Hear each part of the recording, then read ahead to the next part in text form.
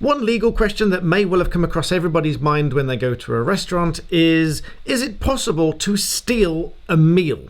Can you be held accountable for theft if you leave a restaurant having consumed the meal and refuse to pay for it? Well, this is one of those scenarios that has a rather technical difficulty about it in terms of the legal application of the elements of theft. There are 5 elements to the offence of theft, which include the dishonest appropriation of property belonging to another with the intention of permanently depriving them of it. Now, the difficulty with the restaurant comes down to the property belonging to another category, but I'm going to come back to the restaurant and give you a different analogy in the first instance.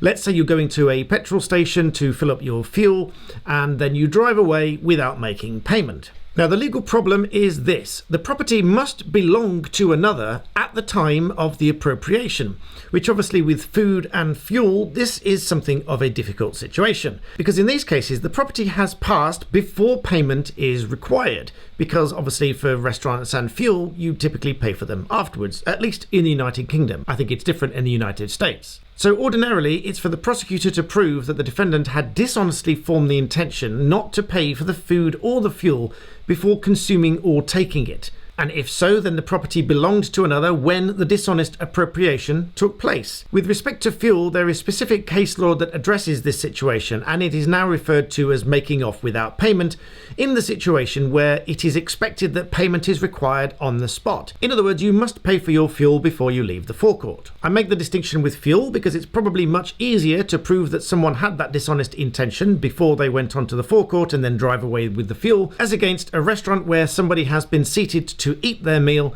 and then refuse to pay for it. Now, it may well be that this dishonest intention was formed before going to the restaurant and the intention was formed to eat the meal and then leave without paying it, but this is almost certainly going to be impossible to prove unless there is a pattern of behaviour and these people have been doing it time and time again, and those cases are relatively few and far between, although it's not unheard of that people do get prosecuted for exactly that. However, the ordinary situation where people refuse to pay for the meal would likely be because it was poor quality and just bad food and they don't want to pay for it.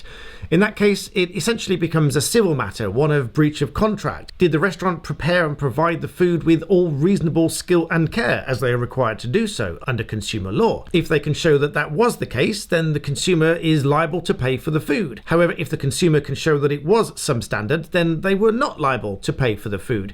But this ultimately is a civil matter rather than a criminal one, unless, as I said, of course, it can be proven that the people sitting down to eat the food had the intention not to pay for it before they entered the restaurant. This would usually be the case if they do this time and time again and they get tracked and found, and then ultimately they can be prosecuted for doing that. So those are my views. I thought you'd find that interesting. Please give the video a like and subscribe. As you might have noticed, we are here again on Easy Chinese Cooking, where we teach you how to make delicious food and I'm telling you about the law about it at the same time. So thanks for watching.